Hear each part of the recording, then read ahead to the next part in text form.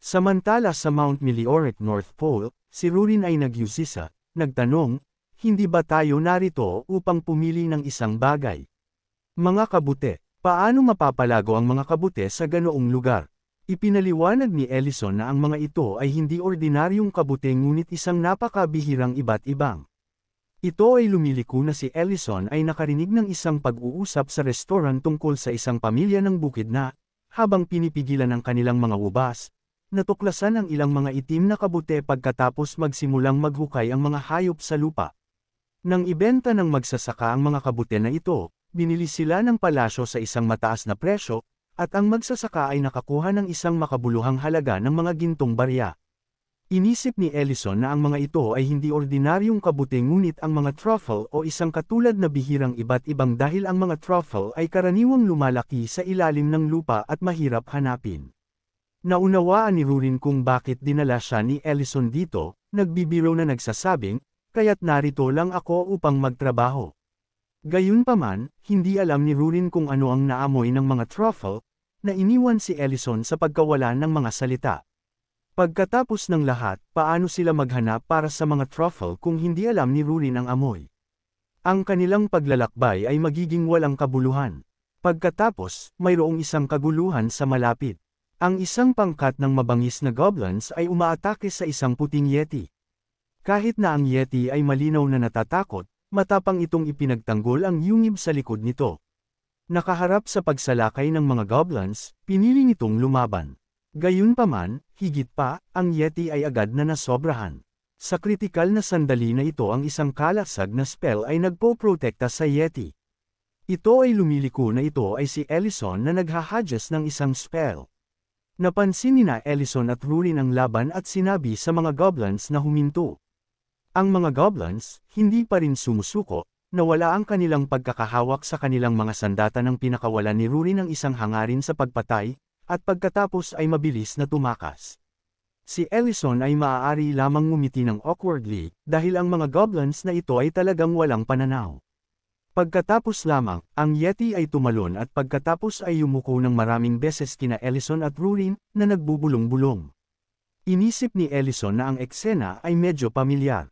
Bilang isang itim na dragon, natural na naintindihan ni Rurin kung ano ang sinasabi nito. Nais nitong same time na pasalamatan si Ellison sa pag-save ng buhay nito. Nais nitong bayaran ang mga ito para sa kanilang kabaitan. Pumasok ang dalawa sa yungib, at dalawang batang yetis ang naglalaro. Nang makita ito, napagpasyahan ni Ellison na hindi pinayagan ng yeti ang mga goblins dahil may dalawang batang yetis sa loob. Sa sandaling iyon, si Ellison ay nagyusisa din sa kung ano ang ibibigay sa kanya ng yeti.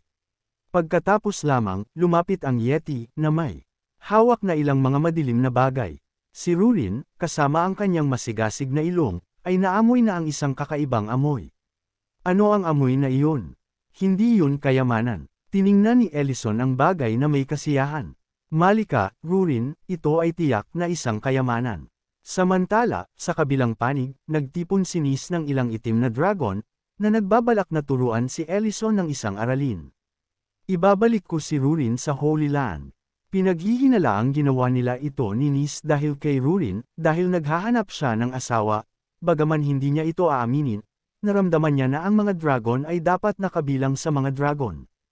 Nakakuha din siya ng suporta mula sa isang nakatatanda, ngunit nag-aalangan pa rin sila dahil nag-sign sila ng isang kasunduan na nagbabawal sa pag-atake sa mga tao maliban kung ang kanilang personal na kaligtasan ay banta. Partikular na binalaan ng mga matatanda ang Black Dragons na lumayo kay Ellison, dahil hindi siya kahit na ang mga dragon ay dapat napukawin. Noon lamang, isang tinig ang nag-ambala sa kanila, na nagmumungkahi na alam niya ang isang pulang dragon na malapit sa Drake na maaaring magamit upang may sigawa ang kanilang plano.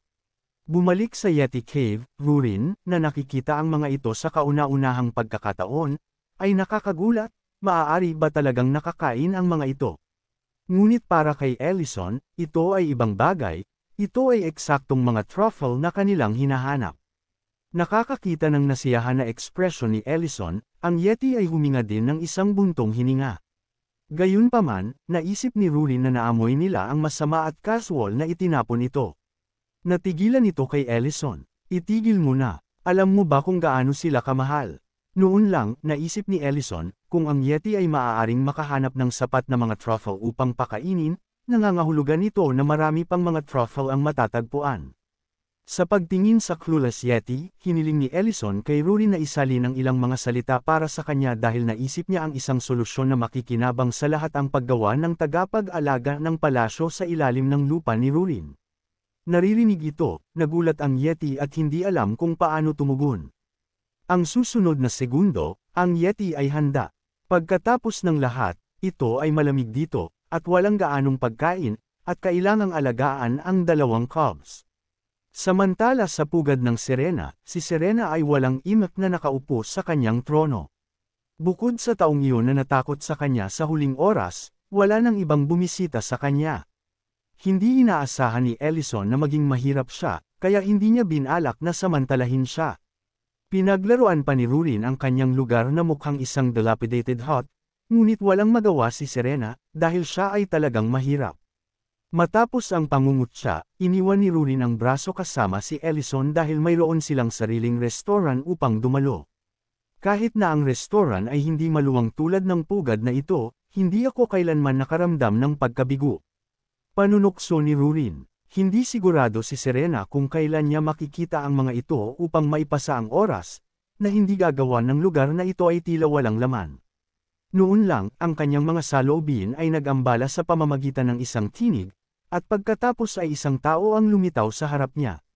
Sa pagtingin sa kanya, nakaramdam ng galit si Serena na nagsisimulang sumulong sa loob niya dahil ito ang kanyang kasintahan na si Gjord. Hindi tinatanggap si Serena, dahil binalaan na siya tungkol sa kanya. Ngunit iminungkahi ni Hesmelas Gjord na magsimula, kung hindi mo iniisip. Nais kong gastusin ang natitirang bahagi ng aking buhay sa iyo.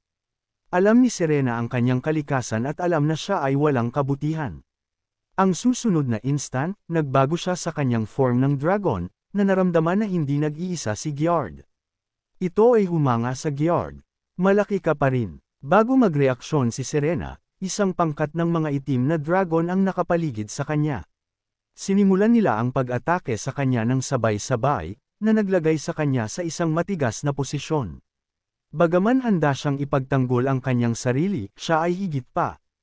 Ang hindi niya inaasahan ay ang kanyang kasintahan ay tatayo sa kanilang tabi. Samantala, sinamantala ni Gjord ang pagkagambala ni Serena upang maglagay ng control spell sa kanya, na nagalit sa kanya. Gayunpaman, hindi binigyan siya ni Nis ng pagkakataon na yumapekto, na umaatake sa kanya mula sa likuran. Samantala, sa kabilang linya, si Galtazar ay tumitingin, nalilito. Kaya sinasabi mo na ang halimaw na ito ay isang bantay para sa pugad. Tama iyon. Tinatawag silang Rurons. Lumiliko na dinala ni Ellison ang pamilyang Yeti sa cave ni Rurin at ang mga truffle bilang gantimpala sa pagtulong sa kanila. Naguguluhan si Rurin tungkol dito. Kaya, paano natin ihahanda ang mga truffle? Tunay na tinanong ni Rurin dahil hindi niya alam kung paano ihahanda ang mga truffles na ito. Ang mga sangkap na ito ay may isang napakalakas na aroma at maaaring baguhin ang lasa ng anumang ulam, na ginagawang kakaiba ang makakain. Kaya, nang bumalik si Ellison sa restaurant, idinagdag niya ang mga truffle sa pinggan, at nasiyahan ang lahat sa kanilang pagkain maliban kay Miltane, Mr. Noel, at Rurin, na hindi gusto ang panlasa. Natigilan si Ellison, napagtanto silang lahat ay may halo-halong mga reaksyon tungkol sa pagkain, at napagpasyahan na hindi niya milalagay ito sa regular na menu at maghahatid ng mga truffles sa mga espesyal na customer. Samantala sa lair ni Serena, nang maklear ang usok, wala na si Serena. Inihanda niya ng maaga ang isang special teleportation circle at ginamit ito upang makatakas. Nang makita ito, nagpanik si Gjord, kung babalik siya sa magreklamo, tapos na kami. Ngunit nilagdaan siya ni Neko na huwag mag-alala, sinubaybayan ko ang mana flow ng pugad na ito, at ang kabilang dulo ng bilog ng teleportation ay nasa Great City. Pagkatapos, nag-sign siya kay Nis kung ano ang susunod na gagawin. Bahagyang ngumiti si Nis, kaya't diretso kaming tumatagal sa Great City. Mukhang hindi na kailangan nating lumipat doon. Sigurado ka na ang dragon na tumakas ay walang humingi ng tulong. Naririnig ito, nakaramdam ng kinakabahan si Gjord ngunit sumagot, sigurado ako na hindi siya maaaring mag-teleport sa kastilyo, at si Serena ay palaging nag-iisa sa mga pulang dragon. Naririnig ito, ngumiti si Neko, nakita namin kung paano mo inalipin ang mga tao tulad ng ginawa namin. Inilarawan ni Nis na hindi siya interesado sa panlasa ni Gjord, at ang layunin niya ay gawin si Ellison na ibigay. Tiniyak niya kay Gjord na kung mangyayari sila na ibigay ni Ellison, tatalikuran niya ang isang bulag na ginawa sa gulo na ginawa. Ang pulang dragon na iyon ay malubhang nasugatan, ang dugo na nawala niya ay lampas sa pagbawi. Mamamatay na siya sa huli. Kaya, kailangan lang nating IP ng sisihin kay Ellison. Isang perpektong paraan upang bigyang katwiran ang mga bagay. Habang bumagsak ang gabi at malapit ng isara ang restaurant, biglang tumunog ang doorbell. Nang lumingon sila, nagulat sila nang makita si Serena. Nang makita ang Red Dragon nang hindi inaasahan, nagulat si Ellison dahil wala silang naunang pakikitungo. Ngunit dahil sa kagandahang loob, si Ellison ay nagsilbi sa kanya ng pagkain. Hindi sinabi ni Serena, tahimik lang kumain. Si Rurin, gayunpaman, ay hindi nalulugod, anuman. Sabihin mo lang kung ano ang narito ka. Bulalas niya habang naghahain ng tubig. Samantala, napansin ni Serena ang mga hikaw sa mga tainga ni Rurin, at buong pagmamalaki na ipinakilala sa kanila ni Rurin, ibinigay sila ni Ellison sa akin bilang isang regalo. Bagaman walang sinabi si Serena, ang kanyang ekspresyon ay nagpakita ng inggit, isang pakiramdam na hindi pa niya naranasan. Noon lang, ipinahiwatig ni Serena na ang kanyang oras ay maikli, marahil ito ang magiging huling pagkain niya. Ito ay nakakagulat sa parehong mga tagapakinig, dahil hindi nila maintindihan kung ano ang ibig sabihin ni Serena. Pagkatapos ay nagpatuloy siya sa pagkain, na sinasabi na palagi siyang nagtataka kung ang pag-ibig ay tunay na umiiral o isang panandaliang kasinungalingan lamang. Itinaas niya ang kanyang kamay. Dahil doon, napetsahan ko ang maraming mga dragon, at maging ang mga tao. Iniisip ngayon, ang lahat ng iyon ay isang pag-aaksaya ng oras. Napetsahan ko lang sila dahil nag-iisa ako. Sinabi niya habang ang luha ay patuloy na dumadaloy mula sa kanyang mga mata, pagkatapos ay nasnap ang kanyang mga daliri. Habang itinatapon ni Serena ang ilusyon ng magic, ang sugat sa kanyang likuran ay nakikita rin. Si Ellison ay ganap na hindi handa nang makita niya na biglang gumuho si Serena. Pareho silang ganap na nabigla, hindi maproseso kung ano ang nangyayari. Matapos ang pagsusuri ni Rurin, natagpuan na ang sugat ni Serena ay masyadong malalim, at ang sitwasyon ay malinaw na hindi simple. Kasabay nito, nagbubukas ang isang portal ng teleportation, at maraming mga lalaki ang biglang lumitaw sa labas ng restaurant ni Ellison, malinaw naman na walang kabutihan. Pareho silang nadama ang aura ng mga tao sa labas at nagtapos silang lahat ng mga dragon. Ang buong sitwasyon ay masyadong nagkataon, perpektong itinanghal, malinaw na may nag-frame sa kanila.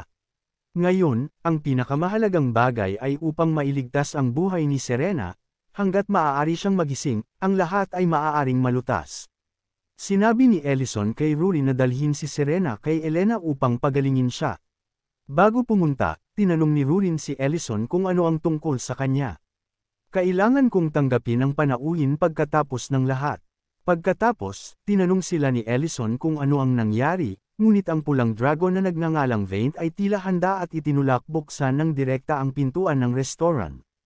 Ang mga bloodstain sa sahig ay naglabas ng amoy ng isang pulang dragon. Nang makita ito, inanyayahan sila ni Ellison na magkaroon ng tamang pag-uusap habang umiinom sila ng tsaa. Ngunit ang mga pulang dragon ay hindi nalulugod at agad na nagsimulang magbago sa kanilang form ng dragon. Nakikita ito, nagbubuntong hininga si Ellison, sa palagay ko ito ang iyong pinili noon.